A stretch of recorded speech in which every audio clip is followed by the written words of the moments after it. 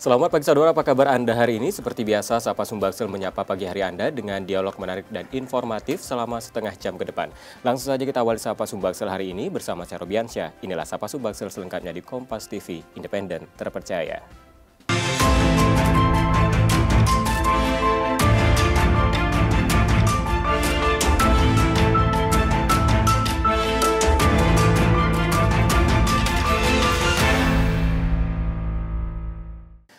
Saudara, pelaksanaan pemilu selalu diwarnai hiruk-pikuk, baik dalam persiapan maupun pelaksanaannya. Kesuksesannya tak hanya ditentukan dari bagaimana jalannya pemungutan suara, tapi juga dari penyelesaian sengketa yang terjadi. Dan berikut informasi selengkapnya.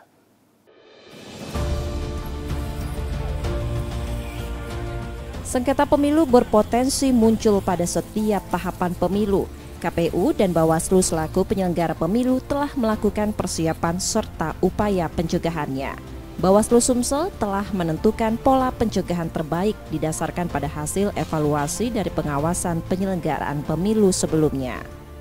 Selain itu, Bawaslu Sumsel juga menentukan strategi pengawasan yang efektif dan efisien, sehingga memudahkan pengawas pemilu untuk melakukan tugas pengawasan sampai ke tingkat pengawas tempat pemungutan suara atau TPS. Bawaslu Sumsel juga membangun sinergi dalam penegakan hukum pemilu bersama kepolisian dan kejaksaan. Selain itu juga kerjasama dengan pihak kampus, Kementerian Agama, dan Dinas Pendidikan Provinsi Sumsel. Kesuksesan pengawasan penyelenggaraan pemilu dan pemilihan serentak 2024 tak hanya milik Bawaslu, tapi dibutuhkan kerjasama semua pihak, termasuk masyarakat, untuk ikut mengawasi demi terwujudnya pemilu yang jujur dan adil. Dan saudara, untuk membahas lebih lanjut terkait potensi sengketa pemilu 2024 dan upaya pencegahannya, kita akan berbincang dengan narasumber saya yang sudah ada di studio Kompas TV Palembang. Ada Bapak Hashim, anggota KPU Provinsi Sumsel Divisi Perencanaan Data dan Informasi, dan ada juga Bapak Syamsul Alwi, anggota Bawaslu Sumsel Divisi Hukum dan Penyelesaian Sengketa. Baik. Selamat pagi Pak Hashim dan juga Pak Syamsul. Selamat pagi. Terima kasih sudah menyempatkan hadir di Kompas TV Palembang, dan tentunya kita akan membahas mengenai sengketa pemilu 2024. Baik, saya mungkin ke KPU dulu Pak Hashim, begitu Pak. Mungkin sebelum kita membahas lebih jauh begitu, mungkin ada baiknya dijelaskan secara singkat begitu apa itu yang disebut dengan sengketa pemilu begitu Pak. Baik. Terima kasih bahwa persoalan sengketa pemilu ini di dalam Undang-Undang Nomor 7 itu berada di buku keempat. Pada buku keempat itu ada 3 bab. Bab yang pertama yaitu pelanggaran pemilu. Bab kedua yaitu sengketa proses pemilu. Dan bab ketiga yaitu perselisihan hasil pemilu. Maka mungkin yang sudah mulai terjadi pada saat ini yaitu sengketa proses pemilu. Begitu Pak Samsul. Iya, benar. Baik, berarti kita akan lebih membahas ini ke Bawaslu, karena sengketa ini juga terkait dengan Bawaslu begitu Pak ya. Baik, ke Pak Syamsul ini Pak ya. Berkaca dari pemilu sebelumnya begitu apa saja yang menjadi sengketa yang biasa timbul begitu Pak? Sengketa itu kan adalah perselisihan ya, kalau dalam Kamus Bahasa Indonesia itu. Jadi pertengkaran antara satu pihak dengan pihak lainnya. Nah, dalam konteks pemilu, sengketa itu adalah sengketa yang terjadi antar peserta pemilu dan sengketa yang terjadi antara peserta pemilu dan penyelenggara pemilu, dalam hal ini KPU dalam setiap tingkatan. Nah, dalam konteks penyelenggaraan pemilu, maka kita kenal sengketa itu ada 2. Pertama adalah sengketa hasil, dan yang kedua adalah sengketa proses. Nah, sengketa hasil itu kewenangannya diberikan kepada MK, dan sengketa proses pemilu itu dilakukan dan diberi kewenangannya berdasarkan undang-undang kepada pengawas pemilu di setiap tingkatan, baik dari Bawaslu RI, kemudian Bawaslu Provinsi dan Bawaslu Kabupaten Kota. Nah, potensi sengketa ini sangat banyak dalam setiap tahapan. Jadi sengketa ini bertujuan untuk kemudian mengawal hak-hak politik rakyat. Jadi hak dipilih maupun dipilih itu kan hak azazi seseorang ya. Betul. Jadi hak politik masyarakat. Maka Bawaslu memiliki kewenangan untuk menjaga hak-hak itu. Hakikat sengketa itu adalah menjaga hak pilih dengan cepat, mudah, dan murah. Potensi terjadi dalam setiap tahapan. Tahapan sekarang misalnya verifikasi partai politik calon peserta pemilu. Nah, dalam verifikasi administrasi misalnya sudah ada beberapa partai politik yang mengajukan sengketa ya di Bawaslu RI karena keputusannya ada di KPU RI. Artinya ini juga langkah preventif juga penting dilakukan begitu. Ya, ini dari KPU juga dari Bawaslu mungkin sangat perlu adanya langkah-langkah preventif. Nah, tentunya ini juga kan harus ada yang dipetakan begitu apa saja potensi yang akan terjadi begitu. Nah, mungkin dari KPU. Potensi pelanggaran dalam pemilu itu ada 6 unsur, yaitu politik uang, isu sara, berita hoax, kemudian politik identitas, kampanye hitam, oligarki. Nah, ini kemungkinan yang muncul dalam proses dalam setiap tahapan. Dalam preventif kami peningkatan SDM di internal KPU, kemudian melakukan sosialisasi baik kepada para peserta pemilu maupun masyarakat yang punya hak pilih, juga melalui edukasi terhadap calon-calon pemilih agar mereka tahu tentang apa saja yang boleh mereka lakukan, apa saja yang tidak diperkenan dilakukan karena akan menimbulkan sengketa di antara peserta pemilu, antara peserta pemilu dengan penyelenggara pemilu. Baik. Nah, kalau dari Bawaslu sendiri langkah preventif untuk memetakan potensi apa saja yang akan timbul sengketa-sengketa itu seperti apa, Pak? Ada banyak hal yang sudah kita lakukan secara kelembagaan. Pimpinan kita Bawaslu Republik Indonesia juga telah memberikan arah yang jelas. Sekarang kita sedang memetakan apa yang disebut indeks kerawanan pemilu. Jadi indeks kerawanan pemilu ini dimensi kontestasi politik, kemudian dimensi partisipasi politik, dimensi partisipasi publik, kemudian dimensi kerawanan sosial lainnya. Nah, dalam 4 dimensi ini kita sudah petakan dan nanti akan di launching insya Allah di akhir November ya, secara kelembagaan. Dan ini akan menjadi roadmap kita dalam melakukan langkah-langkah atau kerja-kerja tugas-tugas pengawasan ini. Jadi banyak hal yang memang sudah, yang pertama itu IKP, yang kedua kita selalu berkoordinasi dengan stakeholder yang ada. Ya, kita kemudian sudah melakukan audiensi dengan kepala daerah, kemudian gubernur ya, kemudian Kapolda, kemudian Kajati, Pak Pangdam, dan stakeholder lainnya untuk berkoordinasi, menjalin sinergi dan berkolaborasi. Ini termasuk juga langkah pencegahan. Kenapa? Kalau kita sudah satu pemahaman terkait pemilu ini, bagaimana pelaksanaannya agar jurdil, berlangsung umum dan bebas rahasia, jujur dan adil, kemudian damai, dan semua pihak bekerja sama untuk menyukseskannya, tentu ini akan berhasil. Dengan KPU juga baik formal maupun non formal, kita selalu koordinasi. Betul. Setiap tahapan kita juga memberikan memperingatkan ya sebagai early warning system, walaupun sebenarnya mereka lebih paham soal aturan teknisnya ya, tetapi karena ini sebuah kewajiban dan tugas Bawaslu untuk senantiasa menghimbau, mengingatkan agar melaksanakan tugas sesuai aturan hukum yang ada, maka tentu kita harus ingatkan baik formal maupun non formal. Yang keempat adalah kita meningkatkan partisipasi publik, misalnya sekolah kader partisipatif ya, kita sudah ketemu, kemudian MOU dengan berbagai lembaga ya, dengan Kementerian Agama Sumsel misalnya, mereka punya banyak penghulu penyuluh yang nanti dalam tahapan penyelenggaraan pemilu 2024 selanjutnya kita akan bekerja sama secara teknis. MOU sudah kita lakukan bahwa ini adalah pemilu ini adalah tugas bersama, bukan hanya tugas KPU dan Bawaslu atau penyelenggara pemilu, tetapi tugas kita bersama dan pemilu milik kita semua. Baik. Artinya semua pihak harus terlibat dan juga mensukseskan pemilu. Begitu. Baik, kita akan jeda sejenak begitu Pak ya. Dan saudara, usai jeda saya masih akan lanjutkan perbincangan terkait dengan potensi sengketa pemilu 2024 dan upaya pencegahannya. Tetap bersama saya di Sapa Sumbaksel.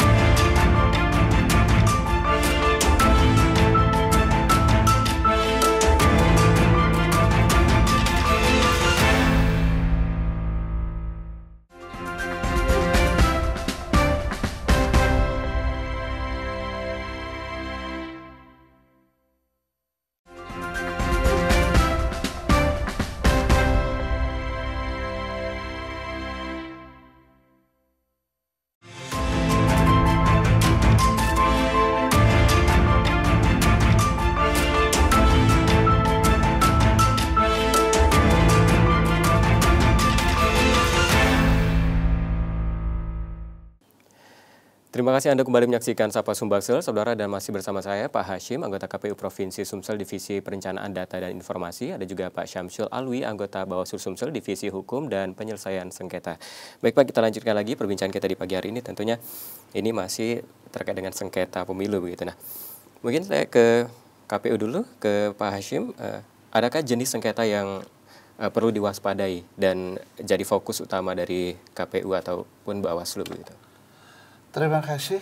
Sesuai dengan tahapan bahwa sekarang dalam proses pemilu, maka ada potensi permasalahan sengketa proses pemilu itu antara lain yaitu dalam tahap pendaftaran, verifikasi dan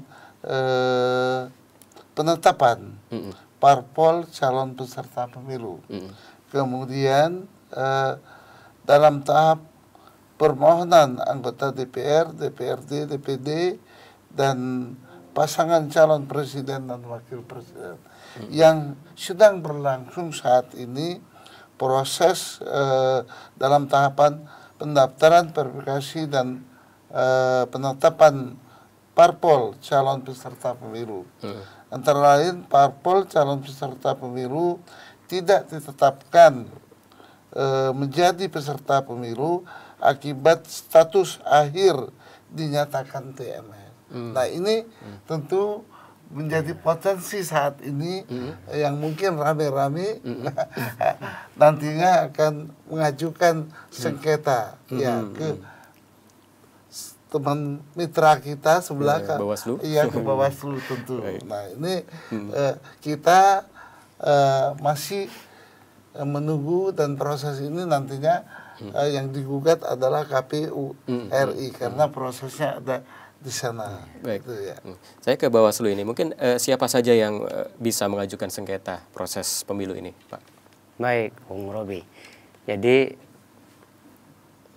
sebagaimana saya sampaikan tadi bahwa memang ada dua jenis saja sengketa proses pemilu ini, yaitu sengketa antara peserta pemilu dan peserta pemilu dengan penyelenggara pemilu. Nah, di Bawaslu kita ada beberapa beberapa pihak yang bisa menyampaikan permohonan sengketa ini. Yang pertama adalah bakal calon ya. Yang kedua partai politik. Nah, jadi bakal calon DPD itu ya, perseorangan bakal calon pasangan calon presiden itu bisa mengajukan sengketa, melakukan permohonan ke Bawaslu, termasuk di pilkada. Partai politik misalnya juga bisa mengajukan di setingkatan ketika dia dirasa dirugikan langsung ya, oleh keputusan KPU yang men-TMS-kan misalnya, tidak memenuhi syarat menurut mereka, padahal menurut mereka syarat administrasi terpenuhi di situ.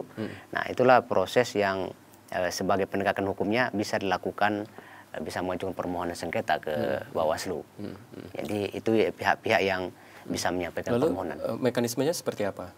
Mekanismenya, jadi setelah KPU ya di setiap tingkatan menyampaikan keputusan atau di Perbawaslu juga disebut salah satunya adalah berita acara, sejak dikeluarkannya, disampaikannya, diterimanya oleh partai politik ya peserta pemilu atau perseorangan peserta pemilu,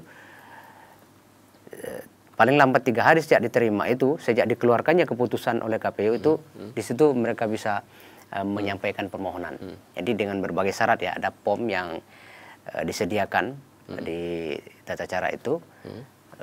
Jadi kalau dijelaskan satu formulir permohonan, kemudian menjelaskan kewenangan segala macam itu syarat formulir materialnya dan lain-lain, itu memang banyak ya. Tapi bagi pemohon biasanya mereka sudah paham, dan memang di web-web juga sudah sampaikan, dan juga dalam sosialisasi juga kita sampaikan bagaimana tata caranya.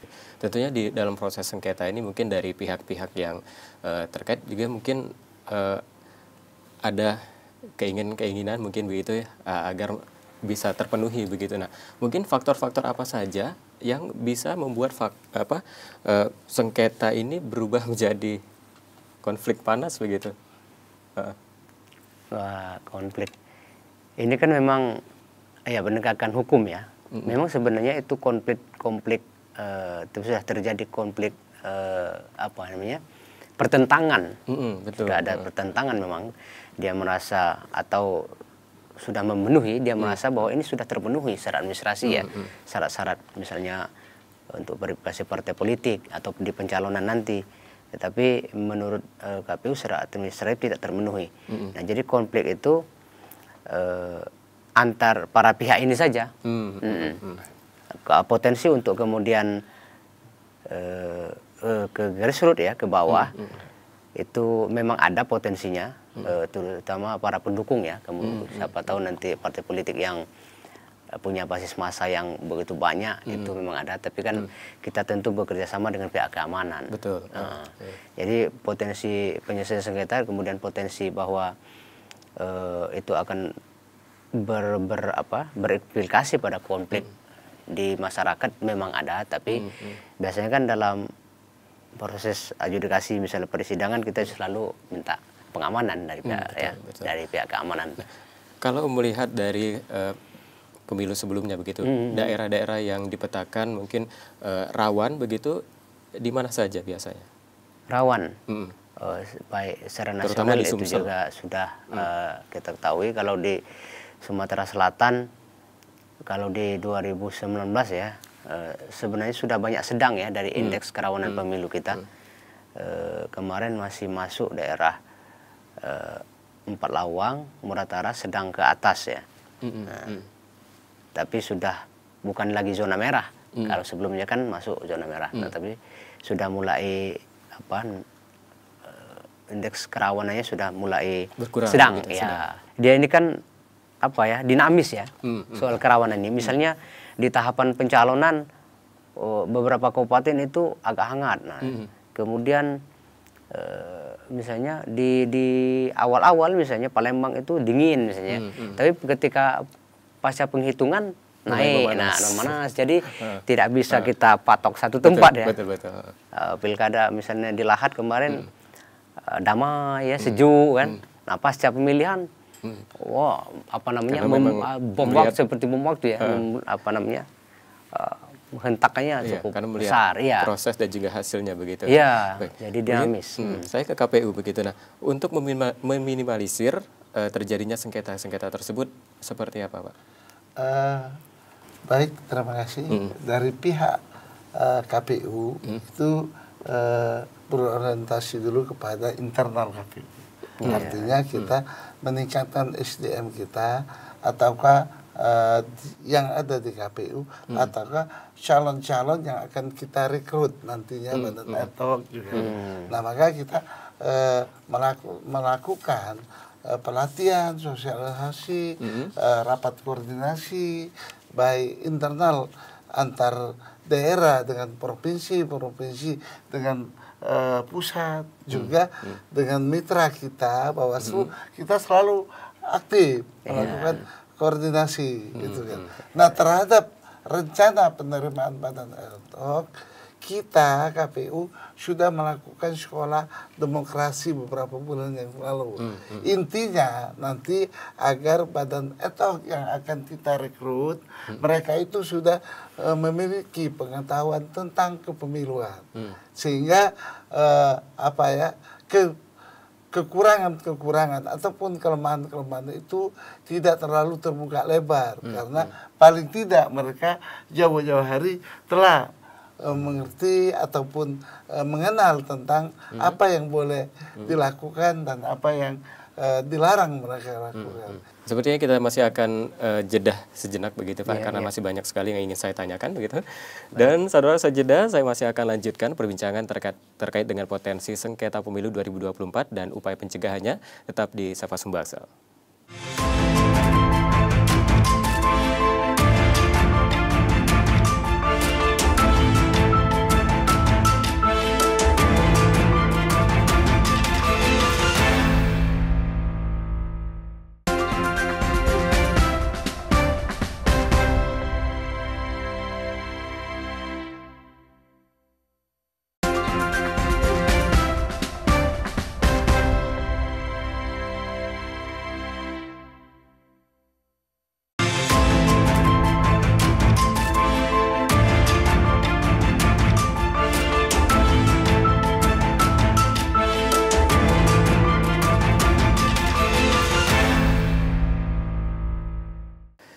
Terima kasih Anda kembali menyaksikan Sapa Sumbaksel. Saudara, masih bersama saya Pak Hashim, anggota KPU Provinsi Sumsel, Divisi Perencanaan Data dan Informasi, dan juga Pak Syamsul Alwi, anggota Bawaslu Sumsel, Divisi Hukum dan Penyelesaian Sengketa.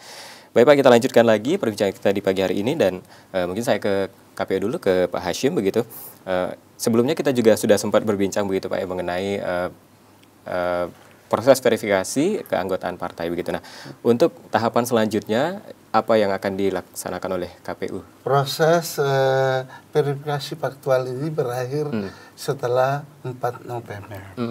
Nah, setelah proses itu nanti KPU RI akan menetapkan partai politik yang masuk untuk menjadi peserta pemilu untuk pemilu 2024 nanti. Nah, setelah itu mungkin muncul sengketa itu, ya, maka pada tahapan ini nanti setelah tanggal 4 ya itu potensi munculnya sengketa mengenai gugatan ataupun dari parpol yang tidak lolos dalam peserta pemilu tahun 2024 akan bermunculan bagi yang tidak lolos. Nah, menanggapi dari tanggapan dari Bapak Hashim tadi, Pak Syamsul, ini bagaimana sengketa-sengketa yang mungkin akan diajukan oleh para anggota parpol begitu? Jadi memang seluruh proses tahapan penyelenggaraan pemilu kan ada banyak potensi ya, baik potensi pelanggaran juga kan menjadi wewenang Bawaslu juga kan. Jadi wewenang Bawaslu dalam penegakan hukum kan penanganan pelanggaran ya, situ pelanggaran etik, pidana dan lain-lain. Pelanggaran administrasi ya. Nah, satu sisi juga kewenangannya adalah sengketa proses. Ya, jadi karena sengketa ini bersifat pasif, tentu kita menunggu saja permohonan yang datang. Kita tidak boleh aktif untuk kemudian menyampaikan mereka untuk menyampaikan permohonan. Tidak.